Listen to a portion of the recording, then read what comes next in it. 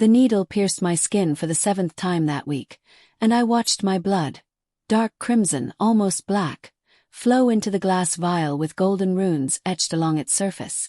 "That's enough, Astrid," the royal physician said, but his hands were already reaching for another vial. They always needed more.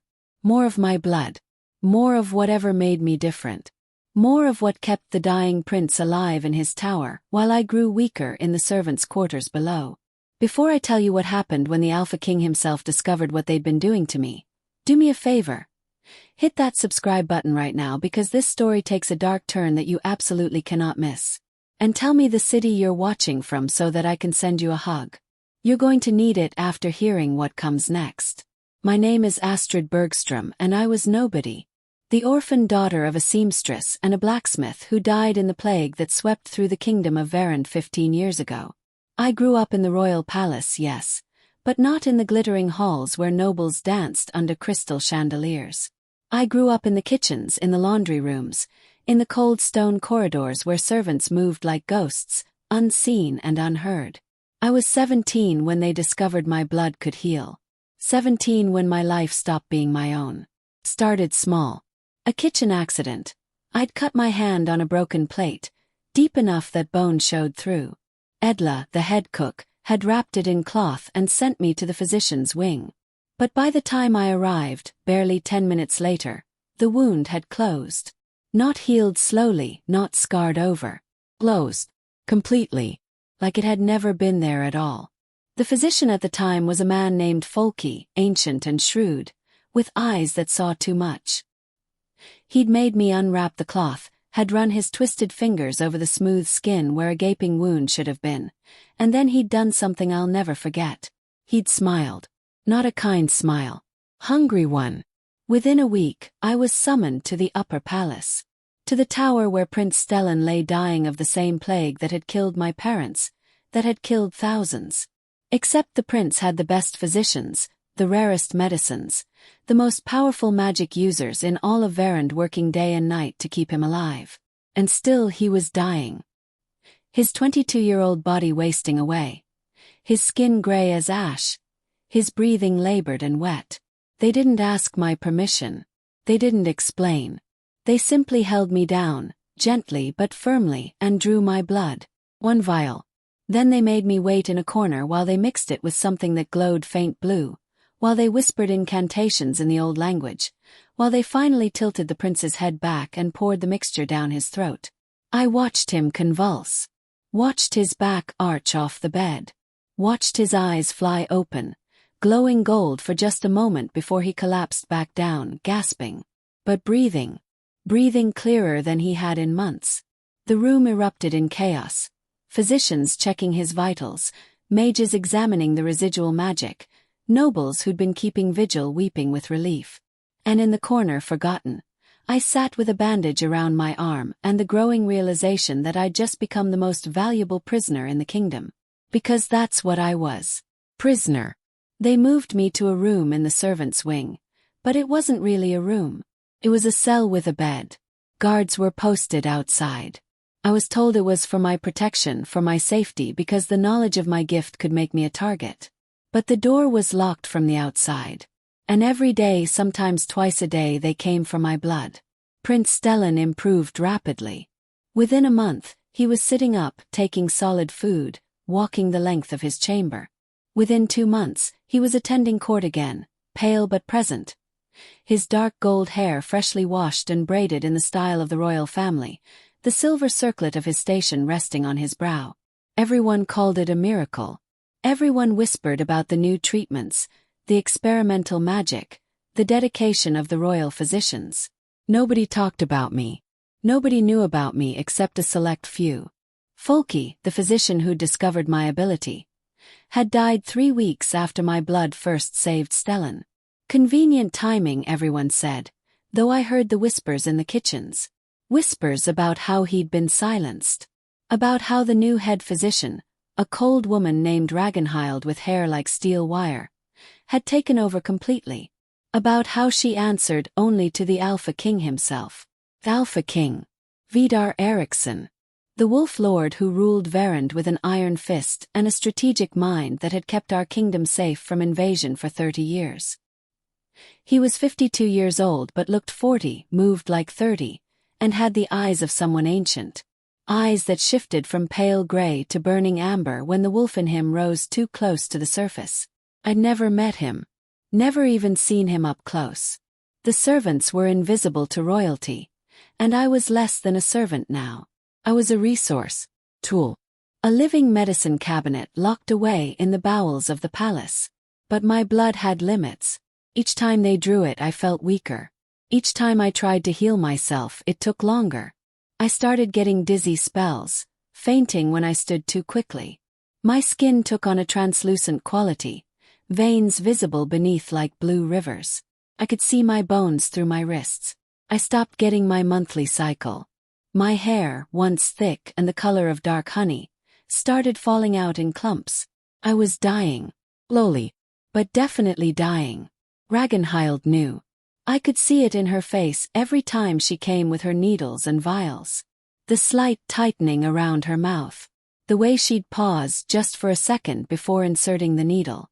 The way she'd started giving me tonics, foul-tasting mixtures that were supposed to strengthen my blood, rebuild what they were taking.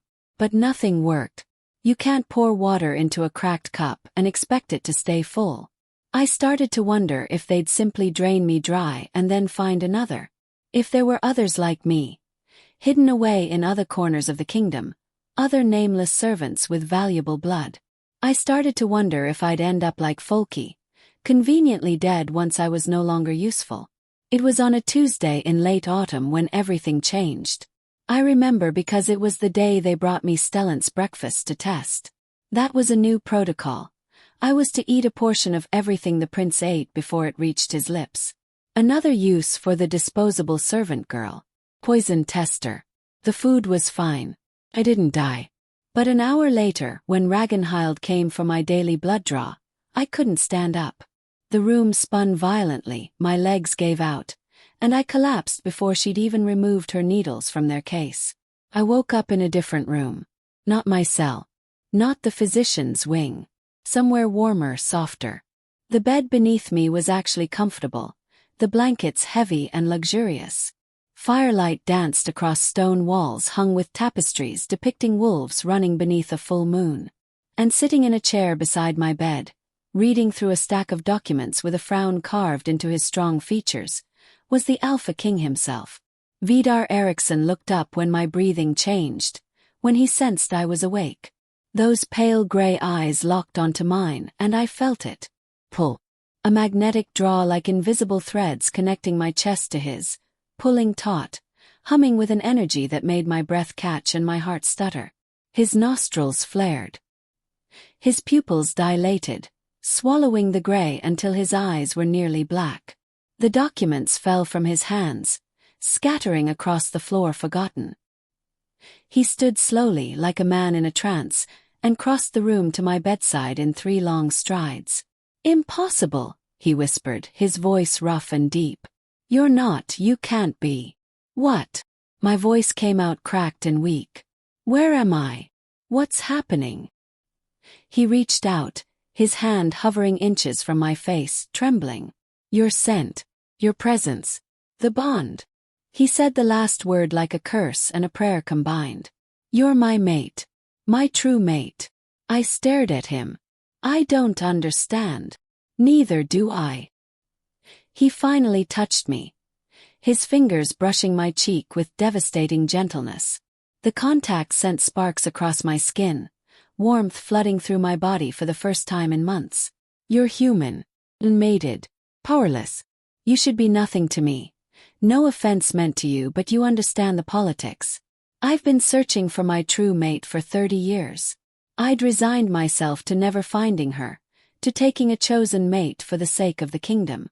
And now I find her here, hidden away in my own palace, dying because we've been bleeding her like livestock to save my nephew." The fury in his voice on those last words made me flinch. He noticed and immediately softened, sitting on the edge of the bed, still touching my face like he couldn't quite believe I was real. "How long?" he asked.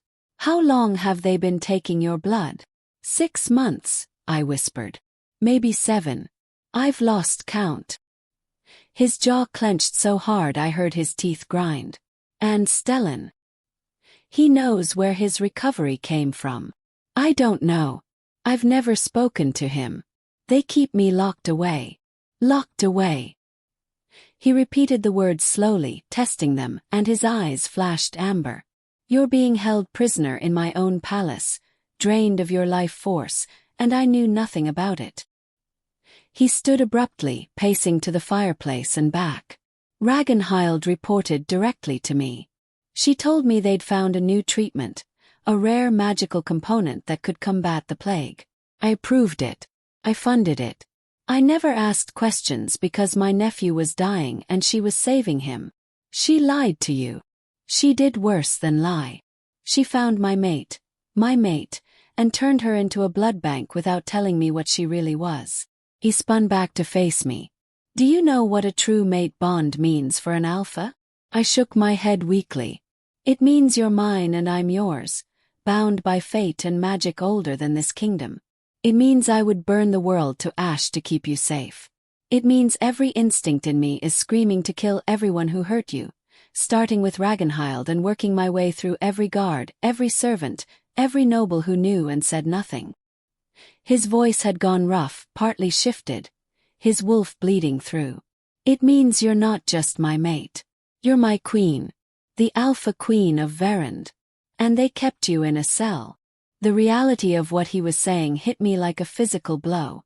No, that's not. I'm nobody. I'm an orphan. You're mine. He was back at my bedside instantly, kneeling now so we were eye to eye. The bond doesn't lie, Astrid. I can feel you in my chest, in my bones, in every breath I take. Can you feel it?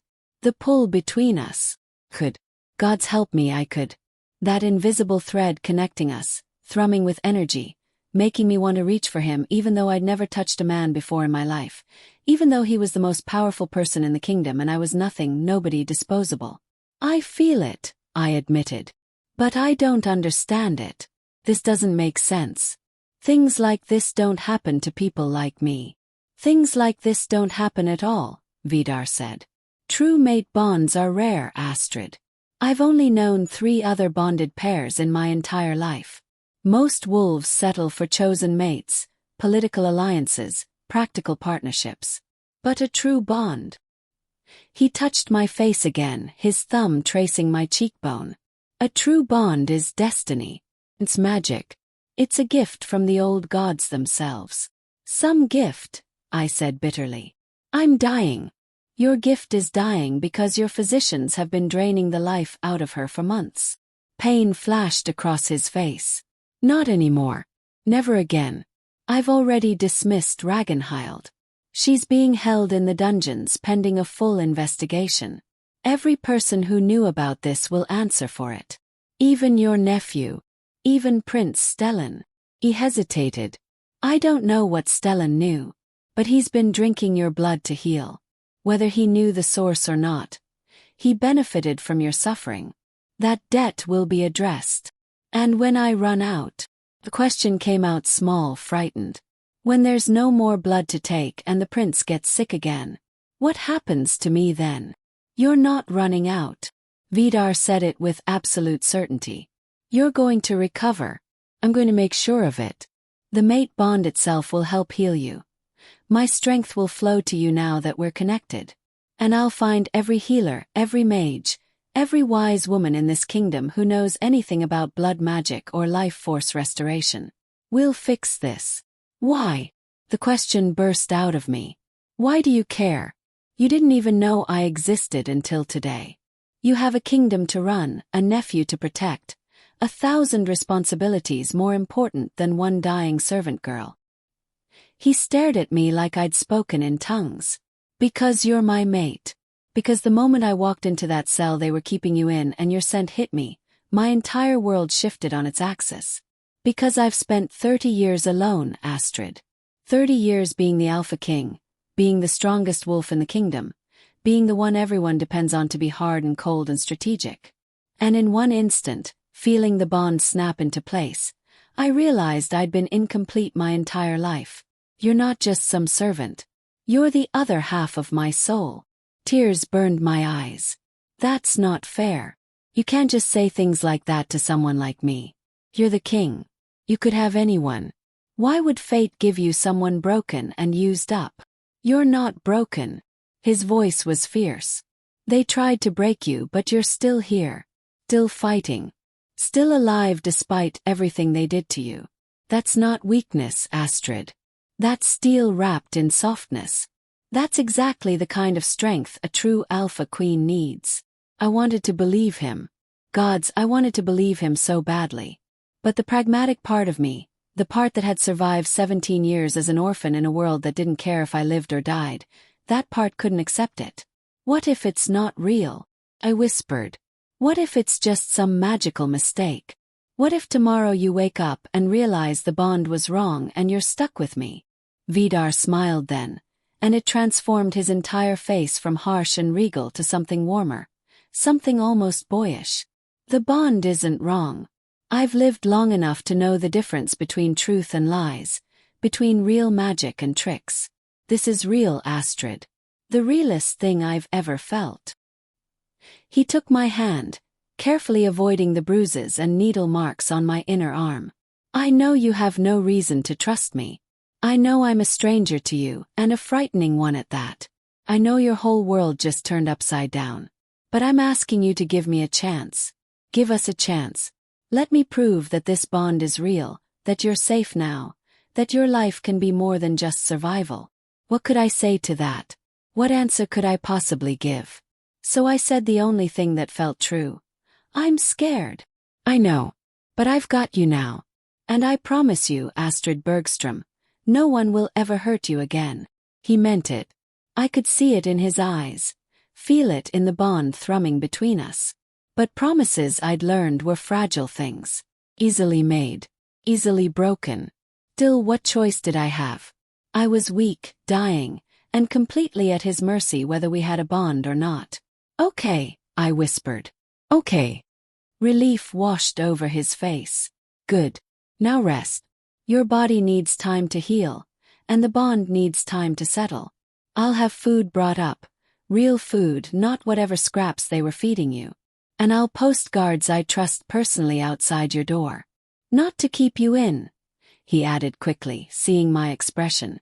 To keep everyone else out. Where am I? I asked, looking around the room properly for the first time. My personal chambers. My private suite. No one enters here without my explicit permission. My eyes widened. I can't stay in the Alpha King's rooms. That's the scandal alone would. You're my mate. Where else would you stay? He said it so matter-of-factly, like it was the most obvious thing in the world. Let them talk. Let them whisper and scheme and gossip. You're under my protection now, and that means something in this palace. That means everything. He stood, smoothing down his formal tunic, black leather with silver embroidery, I noticed, the wolf of Verand emblazoned across the chest. I need to address this situation properly. Call a council meeting. Decide what to do about Stellan and everyone involved in keeping you prisoner. But I'll be back soon. Try to sleep. He was at the door when I called out, Vidar. He turned, and the smile that crossed his face at hearing his name from my lips was devastating. Thank you. For caring. For giving a damn about someone like me. Someone like you, he repeated softly, is the single most important person in my kingdom now. Get used to it, Astrid. Your days of being invisible are over. He left, and I was alone in a room that cost more than my entire life up to that point. I should have felt relief. Safety. Oh. Instead I felt terrified. Because everything had changed in the span of hours, and I had no idea how to navigate this new reality. I must have drifted off because when I woke, the light had shifted from afternoon to early evening, and there was a tray of food on the table beside the bed. Real food. Roasted meat, fresh bread, cheese, fruit, things I hadn't tasted in months. My stomach growled painfully, but I forced myself to eat slowly, knowing my system couldn't handle too much after so long on broth and scraps. I was halfway through a piece of bread when I heard voices outside the door. Raised voices. An argument. I don't care who you think you are. You're not entering the Alpha King's private chambers without his express permission. I'm Prince Stellan, heir to the throne of Verand. That girl in there. Her blood is keeping me alive. I have a right to see her, to thank her, to understand what's happening. The Alpha King's orders were clear. No one enters. That includes you, Your Highness. There was a long pause, and then Stellan's voice again. Quieter but somehow more dangerous. Fine. Tell my uncle I need to speak with him. Immediately. About the girl. Footsteps retreated down the hallway. I sat frozen, the bread turning to ash in my mouth. The prince knew. He wanted to see me. To thank me. Or to make sure his healing supply wasn't being taken away. I didn't have to wait long for answers. An hour later, Vidar returned, his face like thunder, and I knew the conversation with his nephew hadn't gone well. What happened? I asked as he closed the door behind him, leaning against it like he needed the support. Stellan is not pleased with recent developments. He crossed to the sideboard and poured himself a drink, something amber in a crystal glass, and downed it in one swallow. He knew. Not at first, but after the second month he started asking questions. Ragnhild told him the truth, told him about you, about your blood. And he chose to keep receiving the treatments anyway. My stomach dropped. So he knew he was killing me and he just let it happen. He claims he was assured you were being properly compensated and cared for. That you'd volunteered for this service to the crown. That it was your choice. Vidar's voice was bitter. All lies, of course. But convenient lies that let him accept the gift of your life without examining it too closely. What did you tell him? The truth. That you're my true mate. That you were being held prisoner and drained to the point of death. That it ends immediately. And there will be consequences for everyone involved. Including him. Vidar met my eyes. Including him. He's my nephew, my sister's son, and I love him. But he knew what was happening to you and he chose his own life over yours. That's not the action of a prince worthy of one day ruling this kingdom. That's the action of a coward. What will you do? I don't know yet. He sat heavily in the chair beside the bed. He's still weak. Without your blood, the plague will return eventually. We have time, maybe months, maybe a year, but it will come back. And when it does, he'll die unless we find another solution. Guilt twisted in my chest. So I'm killing him.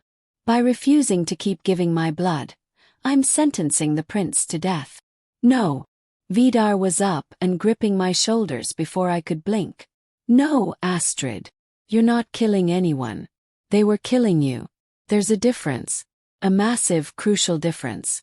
You don't owe Stellan your life. You don't owe anyone your life.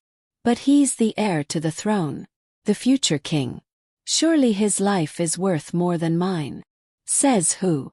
Vidar demanded. Who decided that?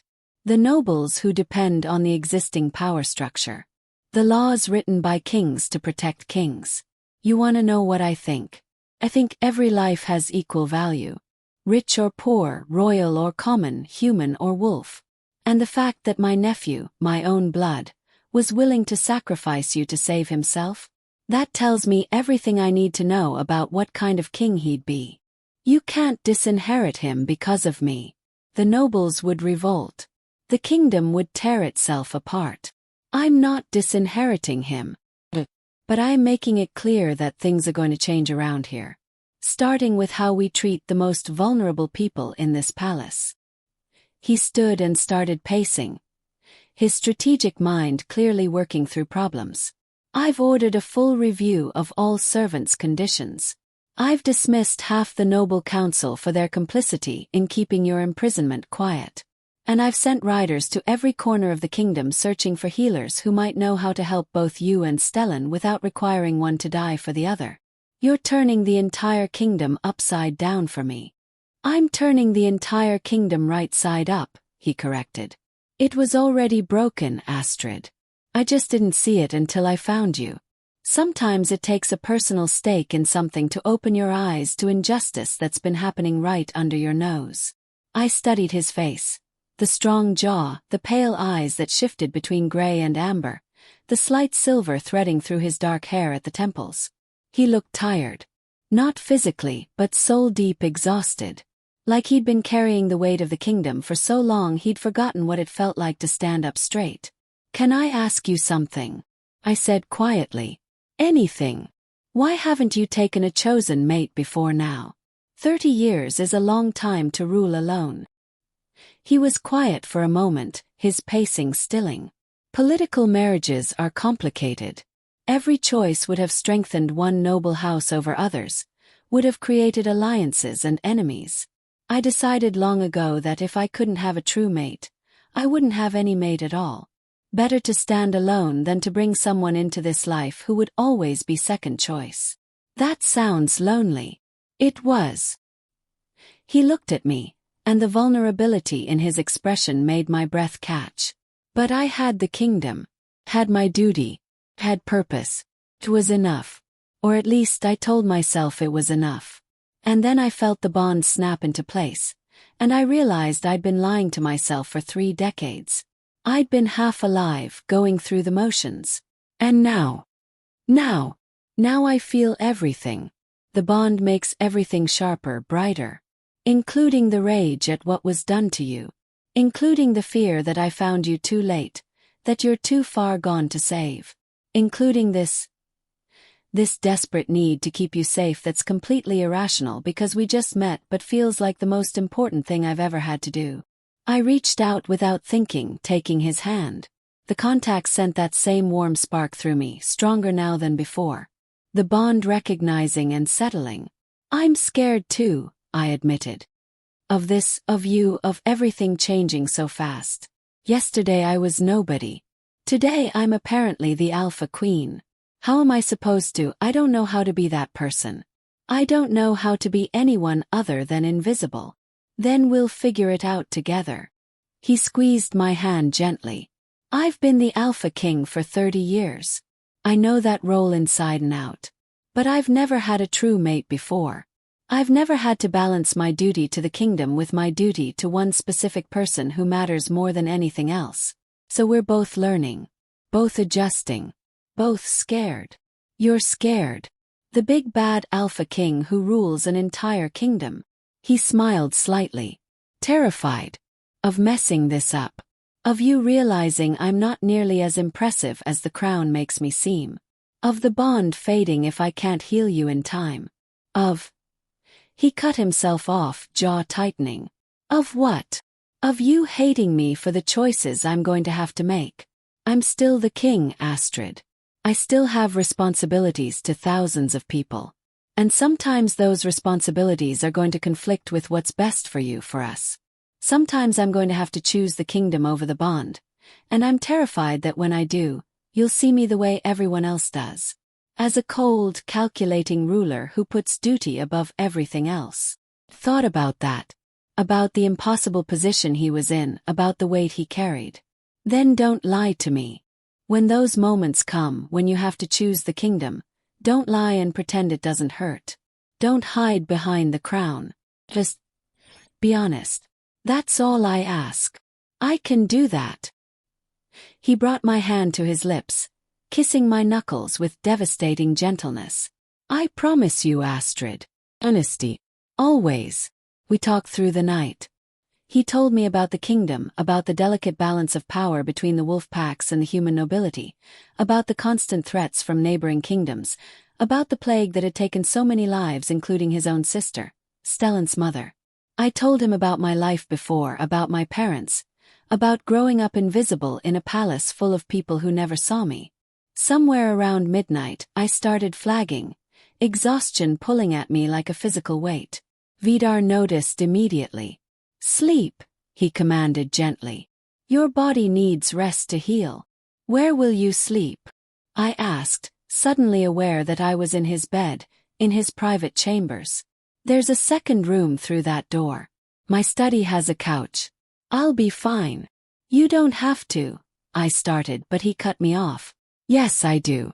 You've been through trauma, Astrid. The last thing you need is me pressuring you into sharing a bed before you're ready. The bond will wait. We have time. I wanted to tell him it was okay, that I trusted him, that somehow despite everything I felt safe with him in a way I'd never felt safe with anyone. But the words stuck in my throat, and instead I just nodded. He stood, started to move toward the door, then hesitated. Can I? Would it be all right if I checked on you during the night? The bond makes it hard to sleep when I know you're hurting. I won't wake you. I just need to see that you're okay. The vulnerability in the question made my chest ache. This powerful man, this alpha king, asking my permission like I had any power at all over him when we both knew the truth was the opposite. Yes, I whispered. That's fine. He smiled, relieved, and then he was gone, the door clicking shut softly behind him. I lay in his bed, the Alpha King's bed, and tried to process everything that had happened. 24 hours ago, I'd been a prisoner slowly dying to save a prince who knew what was happening and didn't care enough to stop it. Now I was apparently a queen, bonded to the most powerful man in the kingdom, safe for the first time in months. Felt like a dream, or a trick, or maybe just another form of cage, prettier than the last but still confining. I touched my chest, feeling for that invisible thread connecting me to Vidar.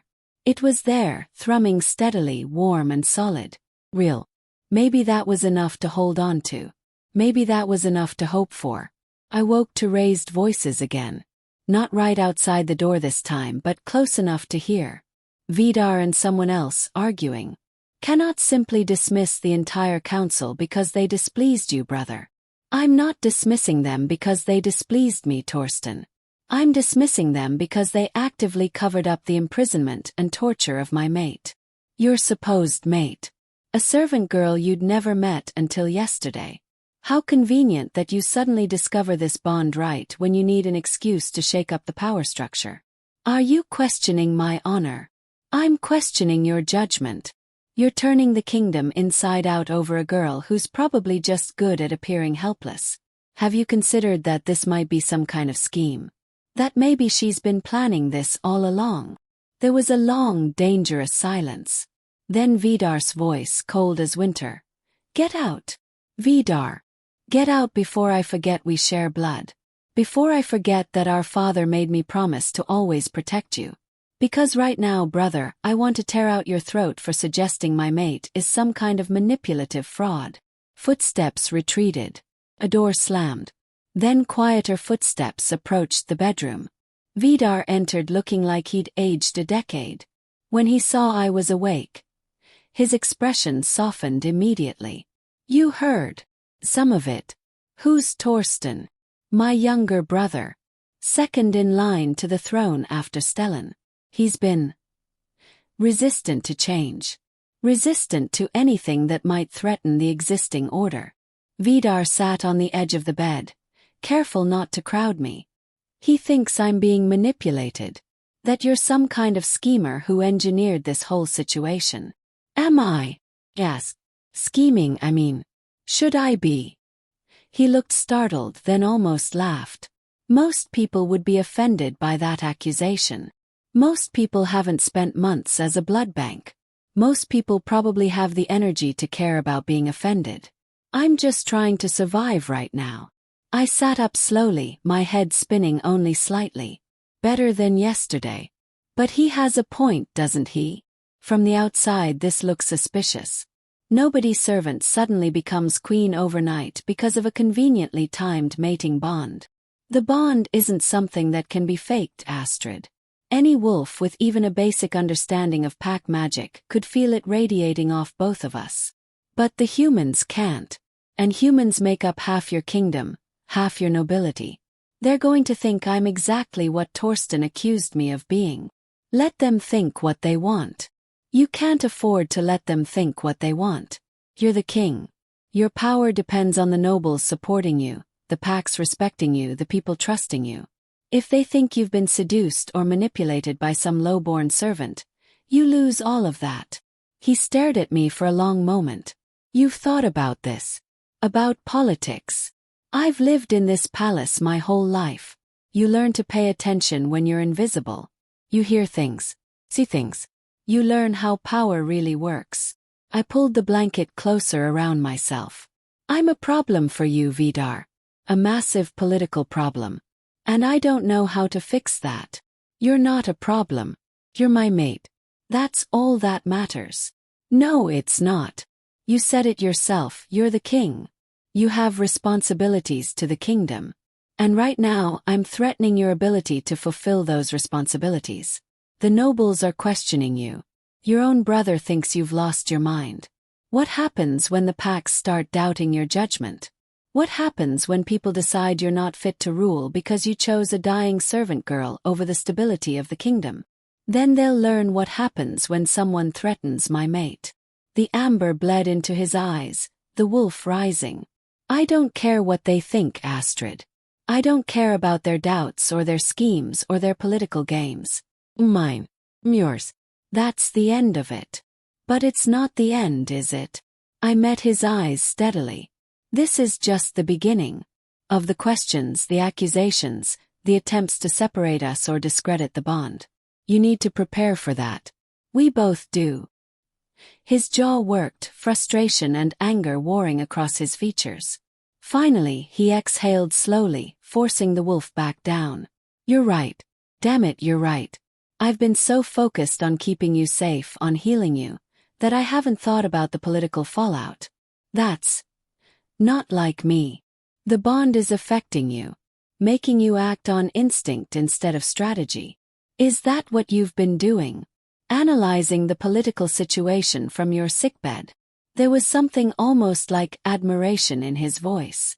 I told you, being invisible teaches you to pay attention. And right now I'm paying attention to the fact that you've made a lot of enemies in the past 24 hours.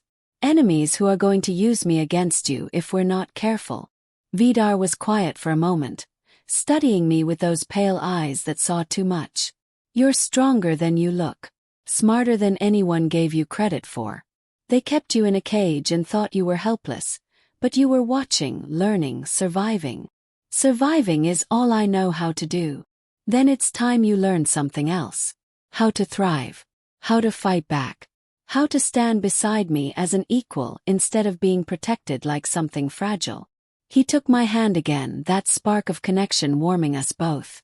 I need to start treating you like the queen you are, not like a victim who needs to be sheltered. Will you let me do that? Thought about it. About what he was offering. Not protection but partnership. Not safety but strength. What would that look like? Ask carefully. First, we announce the bond publicly. No more hiding you away. No more letting people whisper and speculate. We make it official, make it clear that you're my mate and my queen, and anyone who has a problem with that can take it up with me directly. That's going to cause chaos. Probably. But controlled chaos is better than letting rumors fester. Second, we get you healthy. Not just physically but politically. You need to learn how the court works, how the pack hierarchies function, how to navigate noble society. I'll have tutors brought in, people I trust to teach you what you need to know. I'm a servant. I don't know how to. You're not a servant anymore. You're the Alpha Queen. And you're already proving you understand politics better than half my council. You just need the formal knowledge to back up your instincts. He squeezed my hand. Third, we find out exactly who knew about your imprisonment and we make them pay. Not just Ragnhild but everyone involved. Every guard who locked your door. Every noble who knew and said nothing. Every person who benefited from your suffering. Including Stellan. His expression hardened. Including Stellan. He's my nephew and I love him, but he doesn't get a pass for this. There will be consequences. He's dying, Vidar. Without my blood he's dying. What kind of consequences can you impose on someone who's already under a death sentence? That's his problem to solve, not ours. He made his choice when he kept accepting treatments he knew were killing you. Now he gets to live with those consequences. Vidar's voice was cold, the strategist showing through. I've already sent word to every healer in the kingdom. If there's another way to combat the plague, we'll find it. But you're not sacrificing yourself for him. Not one more drop of your blood. Ever. The finality in his voice should have comforted me. Instead, it made me nervous. Because I could see the path ahead now. The one where the kingdom fractured over me. Where nobles lined up behind Stellan, arguing that the future king's life mattered more than some nobody servant. Where wolves split into factions, some supporting their alpha's mate bond, others questioning whether he was fit to lead if he'd choose one person over the good of the realm. You're going to have to choose, I said quietly. Eventually. Between me and him. Between the bond and your duty. And when that moment comes, I need you to promise me something. What? Promise me you'll choose the kingdom. Promise me that if it comes down to my life or his, or my life or the stability of the realm, you'll do what's right for Verand. Not what's right for us. Astrid. Promise me, Vidar. Because if you don't, if you choose me and the kingdom falls apart, I won't be able to live with that. I won't be able to be with you knowing thousands of people suffered because you chose your mate over your crown. His eyes flashed amber, the wolf snarling at the very suggestion. You're asking me to promise I'll let you die if politics demand it. I'm asking you to promise you'll be the king this realm needs, even if it costs us everything. No. He stood abruptly, pacing like a caged animal. No. I refuse to make that promise. I refuse to even consider a world where I have to choose between you and the kingdom because there will always be another way. There has to be another way. But if there isn't, then I'll make one. He spun to face me, power radiating off him in waves. I didn't survive 30 years as Alpha King by accepting impossible choices. I survived by finding the third option, the unexpected solution, the path no one else could see. And I will find it now. I will find a way to keep you alive, keep Stellan alive, and keep this kingdom intact. All of it. I refuse to accept anything less. The conviction in his voice was almost frightening. This was the Alpha King everyone feared, the strategist who had never lost a war, the leader who bent reality to his will through sheer determination. Okay, I whispered. Okay. Find the third option. I will. He came back to the bed, cupping my face in his hands. I will, Astrid. Promise you that. Not that I'll choose you over the kingdom or the kingdom over you. But that I'll find a way to have both. To keep you safe and be the king my people need. I promise. I leaned into his touch, letting myself believe him for just a moment. Letting myself hope that maybe, just maybe, he was right. That there was a way out of this that didn't end in tragedy. You should rest, he said after a moment. The announcement is tomorrow. I'm calling the full court, every noble, every pack alpha, everyone who matters. And I'm going to introduce you as my mate and my queen. Tomorrow. That's so soon. I'm not ready. I don't know how to. You'll be ready. Because you're not going to be some simpering princess who needs to be coddled and protected. You're going to stand beside me and show them exactly what kind of queen you are. Strong. Smart. Unbreakable. He kissed my forehead gently. Get some sleep. Tomorrow we change everything. He left, and I was alone with my racing thoughts. Tomorrow. I was going to be presented to the entire court tomorrow. The servant girl who nobody noticed was going to stand in front of the most powerful people in the kingdom and be declared their queen. I was going to be sick. But I was also going to do it. Because Vidar was right. I'd survived too much to back down now. And if I was going to be thrown into this world of politics and power, I was going to do it on my own terms. I touched the bond again, feeling Vidar's presence on the other end. Steady. Strong. Maybe together we actually had a chance. The morning came too quickly. Servants I'd never seen before arrived at dawn with dresses. Actual dresses, not the rough servant's clothes I'd worn my entire life. They helped me bathe, gently washing around the needle marks and bruises, careful not to hurt me. They dried my hair, brushing it until it shone despite how thin it had become. They dressed me in layers of silk and velvet in deep blue and silver, the colors of the royal house. I looked in the mirror and didn't recognize myself. The girl staring back was pale, too thin, with shadows under her eyes. But she was also wrapped in finery, her hair braided in the style of nobility, a silver circlet resting on her brow that marked her as royalty. "You look beautiful," one of the servants said softly. Her name was Thyra, and she was older with kind eyes. "Like a proper queen." "I look like a servant playing dress-up," I said honestly. "You look like someone who survived something terrible and came out the other side." Thyra adjusted the circlet slightly. "That's what a queen is, you know. Someone who survives. Someone who endures. The pretty dresses are just decoration." I met her eyes in the mirror. "You were a servant once too, weren't you?" She smiled slightly. "Still am, in many ways. But the Alpha King has always treated us fairly. Better than most nobles treat their staff. If he says you're his mate, if he says you're queen, then that's what you are. And we'll support you. The servants, I mean. We know what it's like to be invisible. We know what it's like to be used. And we've seen what they did to you these past months. You knew. About the blood draws. Some of us suspected. We saw you getting weaker, saw the guards at your door. Saw Ragnhild coming and going with her cases of vials. But we didn't have proof. And who would have listened to servants anyway?"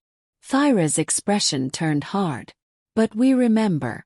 And when you're queen, officially, with power of your own, we'll remember who you were before. We'll be loyal to you in ways the nobles never will." Her words stayed with me as I was led through the palace to the Great Hall. I'd never been in this part of the palace before, never seen the soaring ceilings painted with scenes of wolves running beneath the moon, never walked on marble floors inlaid with silver and gold. It was overwhelming, beautiful and terrifying in equal measure. Vidar was waiting outside the massive double doors, dressed in full ceremonial armor, black leather and silver mail, the wolf of Verand emblazoned across his chest. He looked every inch the Alpha King, powerful and dangerous and magnificent. His eyes softened when he saw me.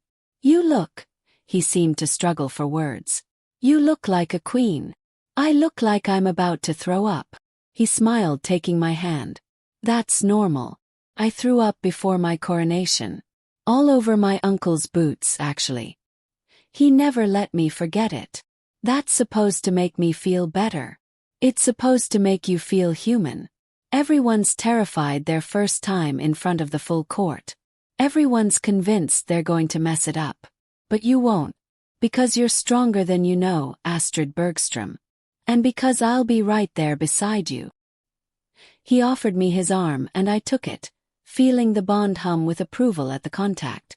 Together we faced the doors as they swung open, as the court herald's voice rang out. The Alpha King Vidar Eriksson and his true mate, Astrid Bergstrom. The hall fell silent as we entered. Hundreds of faces turned to stare. Nobles in their fine clothes, wolves in their leather and furs, servants lining the walls, guards at attention. All of them looking at me. All of them seeing the nobody servant girl on the Alpha King's arm. I wanted to run. Every instinct screamed at me to turn around, to disappear back into invisibility where it was safe. But Vidar's hand covered mine on his arm, steady and warm, and I forced myself to keep walking. We climbed the steps to the dais where two thrones sat, one large and ornate, one slightly smaller but no less beautiful. The Queen's throne, empty for 30 years. Waiting. Vidar turned to face the crowd, and his voice carried through the hall with the weight of absolute authority. "I have called you here today to witness something that has not occurred in this kingdom for 3 decades. The formation of a true mate bond." Murmurs rippled through the crowd. I saw nobles leaning together, whispering. Saw wolves straightening with interest, nostrils flaring as they scented the bond radiating off us. Astrid Bergstrom is my true mate, bound to me by magic older than this kingdom, chosen by the old gods themselves. She is my queen, my equal, and she will be treated with the respect and deference due to someone of her station. More murmurs. Louder now. I could see the doubt on faces, the skepticism, the outright hostility on some. A movement in the crowd caught my eye. Stellan, pale and gaunt, leaning heavily on a cane. His eyes fixed on me with an expression I couldn't read. I know many of you have questions, Vidar continued. About the suddenness of this announcement. About Astrid's background. About whether this bond is real. So let me address those concerns directly. He gestured, and guards dragged someone forward. Ragnhild, the physician in chains. She looked defiant despite her circumstances, her steel-gray hair wild, her eyes burning with contempt. This woman, Vidar said coldly, has been systematically draining my mate's blood for the past 7 months under the guise of treating my nephew's illness. She kept Astrid prisoner in the servants' quarters, locked away and slowly dying, all while pretending she had discovered some new magical treatment. The hall erupted. Shouts, gasps, demands for explanation. I saw Stellan's face drain of what little color it had, saw him sway on his feet. Vidar raised his hand for silence. Ragnhild will face trial for her crimes. But she was not alone in this conspiracy. Guards who locked my mate's door. Servants who knew and said nothing. Nobles who were informed and chose to keep silent. All of them will answer for what was done. Your Majesty, a voice called out. An older nobleman, richly dressed. His beard shot through with silver. With respect, how do we know this bond is real? How do we know this isn't some scheme to consolidate power? To remove your nephew from the line of succession? Because any wolf in this room can feel it, Lord Jalmer. The bond isn't something that can be faked or manufactured. It simply is. Vidar's eyes flashed amber. But if you doubt me, if you doubt the word of your Alpha King, then step forward and challenge me. Here. In front of the entire court. The nobleman blanched. I merely meant no disrespect, Your Majesty. Then show respect. To me and to your queen. Vidar's voice was steel. I understand this is sudden. I understand it's unconventional. But the bond is real, Astrid is my mate. And anyone who wishes to contest that will have to go through me. Another voice, this time from the wolf section of the crowd. What about the prince? If the girl's blood was keeping him alive, what happens now? Do we just let the heir die? Prince Stellan, Vidar said, gesturing to his nephew, chose to accept treatments he knew were killing an innocent person. He chose his own life over someone else's. Those are not the actions of a leader worthy of one day ruling this kingdom. Stellan stepped forward then, leaning heavily on his cane. Uncle, please, let me speak. Vidar's jaw tightened, but he nodded once. Stellan climbed the steps slowly, each movement clearly costing him. When he reached the top, he turned to face the crowd, and then he did something I never expected. He bowed. Me. A full, formal bow of deep respect. Astrid Bergstrom, he said, his voice carrying through the suddenly silent hall. I owe you my life. Multiple times over. And I repaid that debt with cowardice and selfishness. I knew what was being done to you. I convinced myself it was acceptable because I was desperate, because I was terrified of dying, because I let fear override honor. I was wrong. Completely, inexcusably wrong. He straightened slowly, meeting my eyes. I don't ask for your forgiveness. I don't deserve it. But I want you to know that I will spend whatever time I have left trying to atone for what I allowed to happen to you. If that means I die because your blood is no longer available, then that's justice. That's what I deserve. The hall was utterly silent. I could feel everyone's eyes on me, waiting to see how I would respond. I looked at Stellan, really looked at him. He was dying. Anyone could see it. The plague was already creeping back into his features. His skin taking on that grayish tinge. His breathing labored. I thought about what Vidar had said. About finding the third option. About refusing to accept impossible choices. Stand up, I said quietly. Please. Don't bow to me. Stellan straightened, confusion crossing his face. You made a terrible choice, I continued, my voice growing stronger. You chose your own life over mine, and that was wrong. But I understand it. I understand fear. I understand desperation. I understand wanting to survive even when survival comes at a cost. I took a breath, feeling Vidar's presence solid beside me. I'm not going to pretend what you did was okay. It wasn't. But I'm also not going to condemn you to death for it. Astrid. Vidar started, but I squeezed his hand, asking him silently to let me finish. I'm not giving you my blood anymore, I said firmly. That part is over. I won't die for you. But I'm also not going to stand here and sentence you to death out of revenge. So here's what's going to happen. You're going to use whatever resources you have, whatever connections, whatever power comes with being a prince, and you're going to help find a cure. Real cure. Not one that requires someone else's suffering. You're going to dedicate yourself to solving this problem.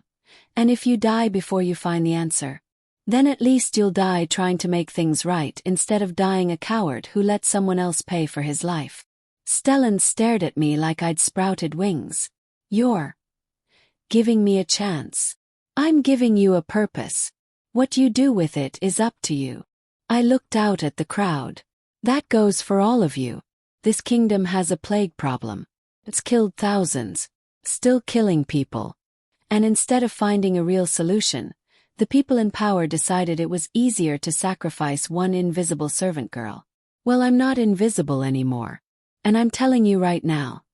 No more sacrifices. No more acceptable losses. No more deciding some lives matter less than others.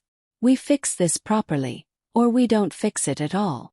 The hall erupted again, but this time the energy was different. Not hostile or skeptical. More thoughtful. Considering. Vidar's hand tightened on mine, and when I glanced at him, the pride in his eyes made my chest ache. You heard your queen, he said, his voice cutting through the noise. We have work to do. Lord Jalmer, you're in charge of coordinating the healer search. I want every herb woman, every hedge witch, every scholar who knows anything about plague treatment found and brought to the capital. Prince Stellan, you'll work with him. Consider it your penance and your purpose. Yes, your majesty, both men said, though Jalmer looked distinctly uncomfortable. The rest of you, Vidar continued, will adjust to the new reality. Astrid is your queen. She will sit in on council meetings. She will have a voice in how this kingdom is run. And anyone who has a problem with that can bring it directly to me. Understood. A chorus of yes, your majesty, echoed through the hall, though I could see plenty of faces that didn't look happy about it. Good. Court is dismissed. My queen and I have much to discuss. He led me off the dais, through the crowd that parted before us, back toward his private chambers. I could feel the stairs following us, could hear the whispers starting already. But I kept my head high, kept walking, kept holding onto Vidar's arm like it was the only solid thing in a world that had turned upside down. We made it back to his chambers, the doors closed behind us, and then my legs gave out. Vidar caught me before I hit the floor, lifting me easily and carrying me to the bed. You did perfectly, he said, setting me down gently. Better than perfectly. You were magnificent. I thought I was going to pass out in front of everyone. But you didn't. You stood there, weak and healing, and you showed them exactly what kind of queen you are. Merciful but firm. Compassionate but not weak. They expected someone timid, someone who would hide behind me and let me make all the decisions. You surprised them. I surprised myself, I admitted. I don't know where that came from. The words just came out. They came from the strength you've been hiding your whole life. The strength you needed to survive everything they did to you. He sat beside me, brushing hair back from my face. You were born for this, Astrid. You just didn't know it yet. What happens now? Yes. What comes next? Now we make good on your promise. We find a cure for the plague. We reform the council. We build a kingdom where invisible people stop being invisible. He smiled slightly. And we figure out how to be mates in the middle of all this chaos. Is it always going to be this complicated? Probably. But we'll face it together. That's what the bond means. What being mates means. Your battles are my battles. Your victories are my victories. We're in this together now, Astrid. For better or worse. I looked up at him, at this powerful man who had turned his entire kingdom upside down for me, who had stood before his court and declared me his equal despite every political reason not to. I'm still scared. Good. Fear keeps you sharp, keeps you careful. Just don't let it stop you from being the queen I know you can be. And if I mess up, if I make mistakes, then you'll fix them. And I'll be right there helping you. That's what partners do. Partners. Not master and servant. Not king and subject. Partners. Maybe I could do this after all. Over the next weeks, life became a blur of activity. Healers arrived from across the kingdom, comparing notes on plague treatments. I sat in on council meetings, learning the intricacies of trade agreements and pack politics. Tutors came daily to teach me history, law, diplomacy. All the knowledge I needed to actually function as queen instead of just wearing the title. And through it all, the bond with Vidar grew stronger. I could feel him even when we were apart, could sense his moods, his presence, the steady certainty of him like an anchor in the chaos. Slowly I healed. My strength returned. The needle marks faded. My hair grew back thick and healthy. The hollow look left my eyes. I started to look less like a dying servant and more like someone who belonged on a throne. Stellan threw himself into the research with desperate intensity. He worked 16-hour days, coordinating with healers, testing treatments on himself, documenting everything. It was like watching someone try to outrun death through sheer force of will. I almost felt sorry for him. 3 months after the announcement, a breakthrough came. An elderly herb woman from the Northern Territories brought word of a treatment, a combination of specific plants, harvested at specific times, prepared in a specific way. It wasn't a cure, but it could stop the plague's progression, could stabilize patients indefinitely. They tested it on Stellan first. He insisted, said he owed us that much. And it worked. His color improved. His breathing eased. The grayish tinge faded from his skin. Within weeks, they were producing the treatment in quantity, distributing it to everyone infected. The plague that had terrorized the kingdom for 15 years was finally contained. Stellan came to me the day after his 100th dose, when it became clear the treatment was permanent. He bowed. He always bowed to me now, no matter how many times I told him to stop. "You saved my life," he said quietly. "Again. Not with your blood this time. With your mercy. With your wisdom to give me purpose instead of punishment. I don't know how to thank you. Don't thank me. Just be better. Be the prince this kingdom needs. The one who remembers what it's like to be desperate and afraid and willing to do terrible things to survive. The one who uses that knowledge to build something better." He smiled, something almost like hope in his expression. "I'll try. Every day I'll try." 6 months after the announcement, Vidar and I had our official coronation as king and queen. The ceremony was enormous. Every noble, every pack alpha, representatives from allied kingdoms, thousands of common folk packed into the streets to catch a glimpse of the servant girl who became queen. I wore white and silver, the traditional colors of an alpha queen. Vidar wore black and gold. We stood before the kingdom and made our vows.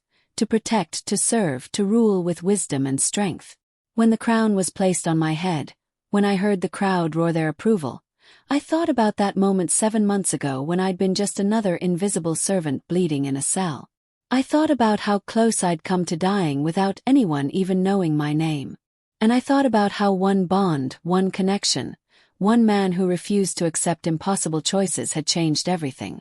"Your Majesty," Vidar whispered as we faced the crowd. His hand finding mine. "My queen. Mimi. My everything. My king," I whispered back. "My alpha. My partner." The bond between us sang with joy, with love, with the bone-deep certainty that this was right. That we were right. That together we could face anything. Later that night, after the ceremonies and celebrations, after the last noble had been sent home and the last servant had cleared away the remnants of the feast, Vidar and I stood on the balcony overlooking the kingdom. Our kingdom now. Together. "Do you ever regret it?" I asked quietly. turning everything upside down for me, making enemies, challenging the established order. He pulled me closer, wrapping his arms around me from behind. Not for a second. You know what I regret? That I didn't find you sooner. That you suffered for 7 months before I knew you existed. That I was so focused on being the king that I missed what was happening in my own palace. You couldn't have known. I should have. A good king knows what's happening in his kingdom. A good king doesn't let people suffer in the shadows. He pressed his lips to my temple. But I'm learning. We're both learning. How to be better. How to build something worth protecting. I turned in his arms, looking up at him. I love you. I don't think I've actually said that yet. But I do. I love you, Vidar Eriksson. Not because of the bond, not because you saved me, but because of who you are. The king who refuses to accept impossible choices. The man who turned his world upside down because it was the right thing to do. The alpha who saw value in an invisible servant when everyone else saw nothing. His eyes turned amber, the wolf rising with emotion. I love you, Astrid Bergström. Mimi. My queen. The strongest person I've ever met. You survived everything they did to you. And then you stood up and demanded better. Not just for yourself but for everyone.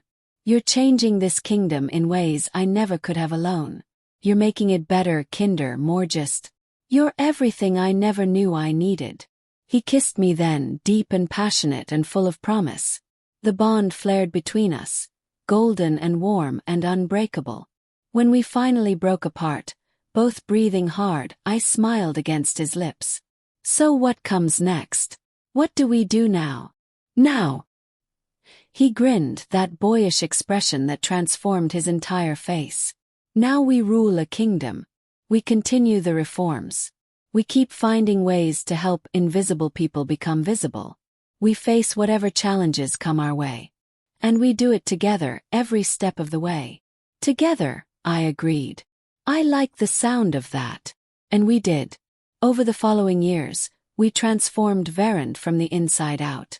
We reformed the laws protecting servants and common folk. We established councils where everyone had a voice, not just nobles. We created systems to catch abuse before it could fester in the shadows. We built something better. It wasn't easy. There were nobles who resisted every change, who schemed and plotted to undermine us. There were attempts to discredit me, rumors spread about my past, accusations that I'd seduced the Alpha King through dark magic. But Vidar and I faced every challenge together, united by the bond and by our shared vision for what the kingdom could become. Stellan proved himself worthy of his second chance. He became one of our most valuable allies, using his position as heir to champion reforms among the younger nobles.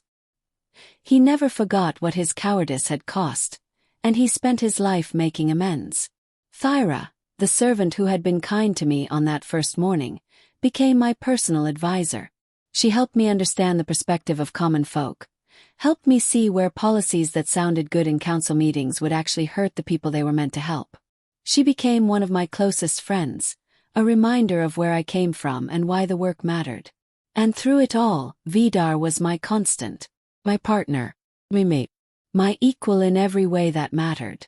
The bond between us grew deeper with every passing day, every shared victory, every crisis weathered together.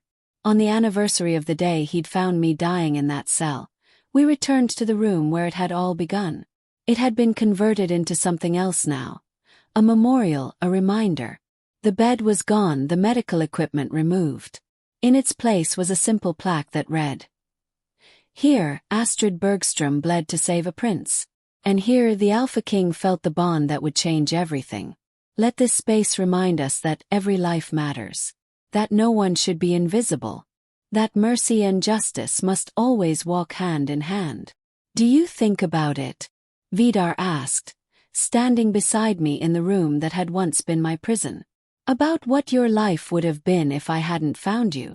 Sometimes, I think I would have died. Alone. Forgotten. Just another servant who disappeared without anyone caring why. That will never happen again. Not in this kingdom. Not while we rule. He took my hand, the bond humming between us. You changed everything, Astrid. You changed me. You changed Verand. All because you refused to stay invisible even when they tried to erase you. We changed everything, I corrected. Together. Like we do everything. He smiled, pulling me close. Together. Always. And that was the truth. The real truth. Not just about us but about what we'd built. A kingdom where invisible people mattered. Where servant girls could become queens. Where bonds were honored and justice was real and mercy was strength, not weakness. They'd used my blood to save the prince.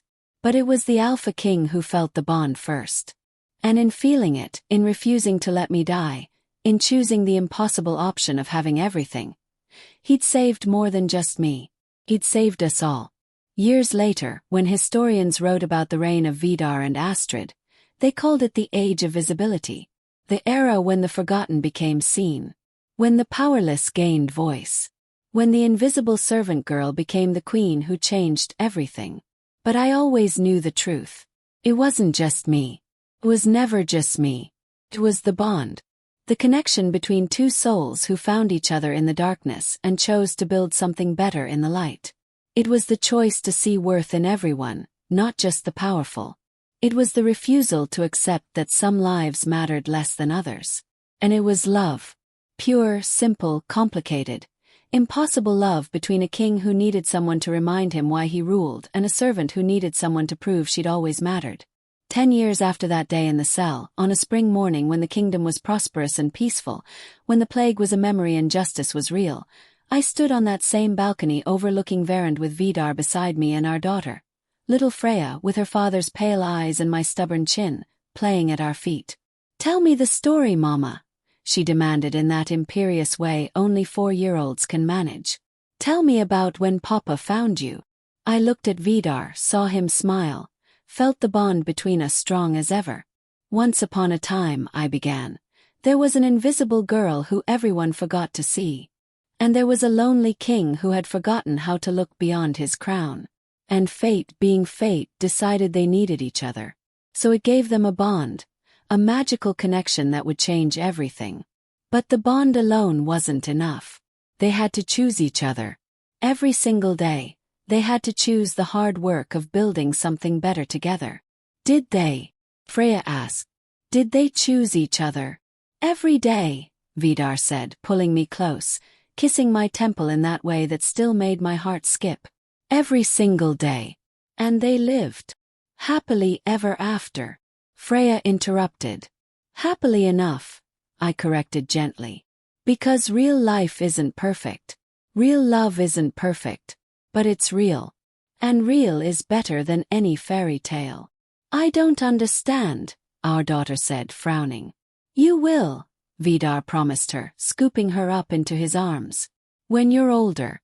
When you meet someone who makes you want to be better, braver, stronger than you ever thought possible. When you find your own bond, your own connection, your own person who sees you when the rest of the world looks away. Then you'll understand." Freya giggled, wrapping her small arms around her father's neck. "Will I be invisible too? Like Mama was?" "No, little wolf," I said, reaching over to smooth her dark blonde hair. "You'll never be invisible. Not a princess of Verand. But that's exactly why you need to remember this story. Because you'll have power that others don't. You'll have a voice that others can't raise. And you need to use that power, that voice, to see the people everyone else ignores. To be the kind of leader who looks beyond the crown and sees the person underneath. Like you and Papa do. Like we try to do," Vidar said. "Every day. Sometimes we succeed. Sometimes we fail. But we never stop trying. That's what being a good ruler means. Never stop trying to do better, to be better, to build better." Our daughter considered this with the seriousness only a child can bring to complex matters. "Okay. I'll try to. When I'm queen someday." "Alpha queen," I corrected gently. "Don't forget the alpha part. You're wolf as well as human. You'll need to honor both sides of who you are." "Both sides," she repeated solemnly. Then, mercurial as all children are, she squirmed to be let down, spotting a butterfly near the garden and racing off to chase it with a guard trailing discreetly behind her. Vidar and I watched her go, this perfect impossible child born from a bond that should never have existed, proof that sometimes fate knows exactly what it's doing even when nothing makes sense. "Do you think she'll be ready?" I asked quietly. "When her time comes. When she has to take on all of this. She'll be more than ready. She has your compassion and my stubbornness. She has your wisdom and my strength. And most importantly, she'll have us. For many years yet, God's willing. Time to teach her. Time to prepare her. Time to show her how to rule with both power and mercy." We turned out okay, didn't we? Amused. Despite everything. Despite how it started. Despite all the reasons it shouldn't have worked. Better than okay. Vidar pulled me against him, his arms wrapping around me from behind in that familiar embrace that still felt like coming home. We turned out exactly right.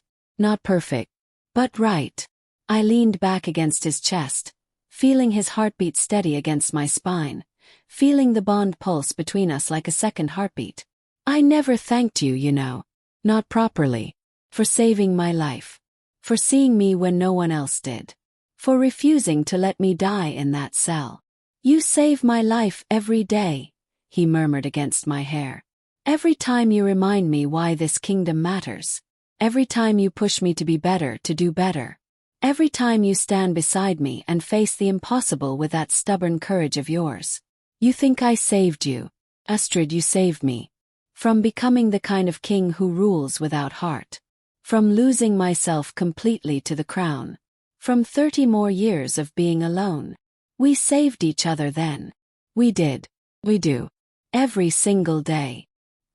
He turned me in his arms so we were face to face. "I love you, Astrid Eriksson. Mimi. My queen. My salvation. My everything. I love you, Vidar. My impossible, stubborn, brilliant king who refused to accept that some things can't be fixed." He kissed me then, soft and deep and full of the kind of love that had been built over years of fighting side by side, of weathering storms together, of choosing each other again and again when it would have been easier to walk away.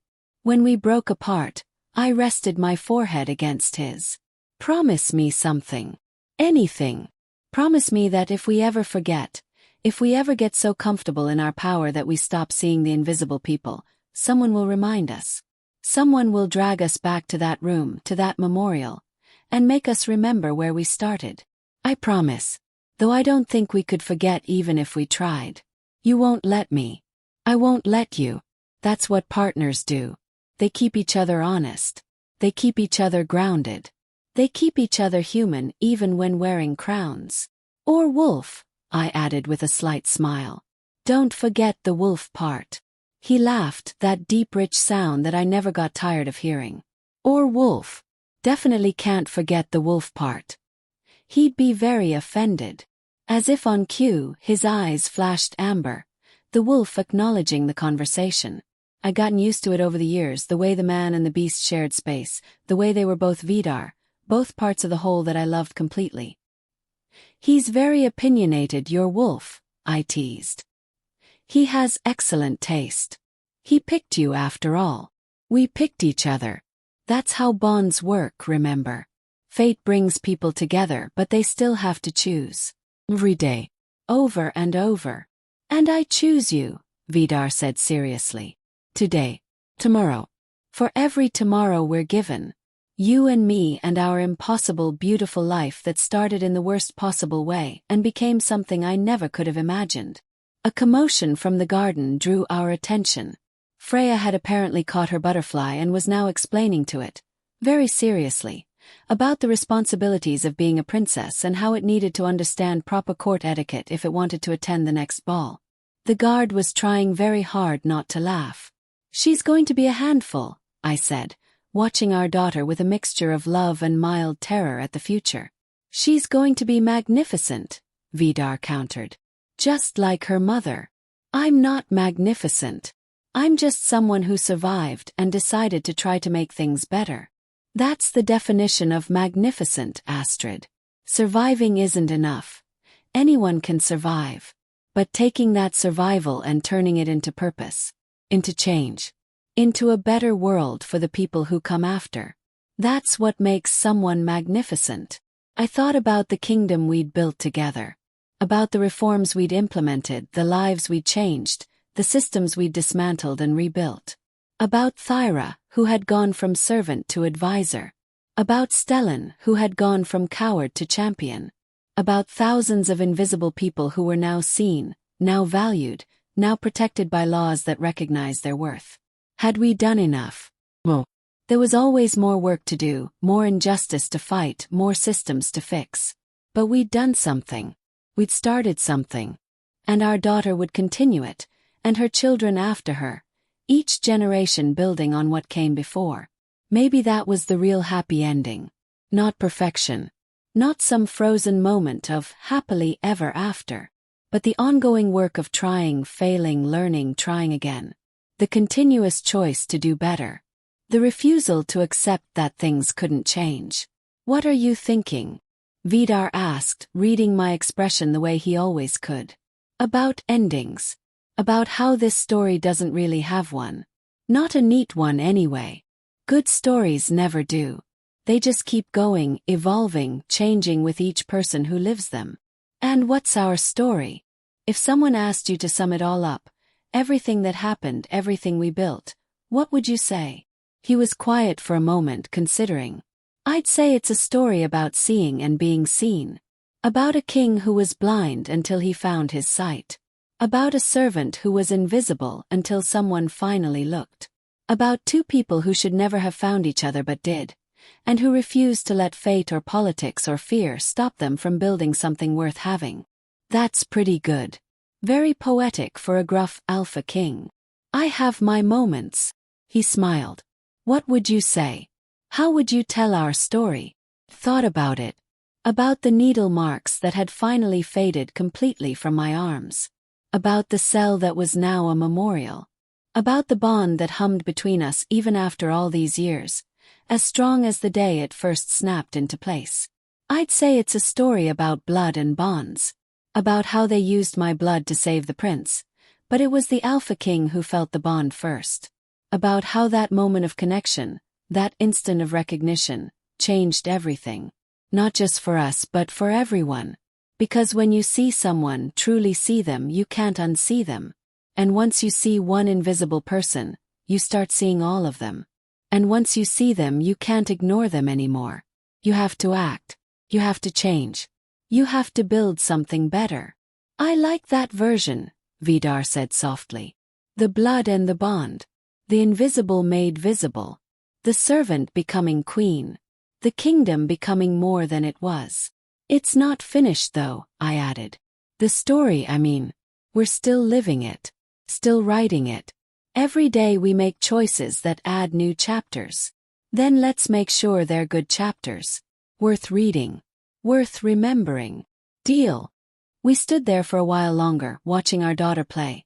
Watching the sun climb higher over the kingdom we'd fought so hard to improve. Feeling the bond between us steady and sure and unbreakable. And I thought about that girl in the cell. The one who had been dying, invisible, forgotten. The one who never could have imagined this life, this love, this impossible future. If I could go back and tell her what was coming. The pain, yes, but also the triumph. The fear, but also the strength. The endings, but also the new beginnings. What would I say? I'd tell her to hold on. To survive. To keep that core of strength hidden deep inside where they couldn't drain it away with all the blood they took. I'd tell her that someone was coming. Someone who would see her. Someone who would prove that her life mattered, that she mattered, that invisible people were only invisible because everyone else refused to look. I'd tell her about the bond.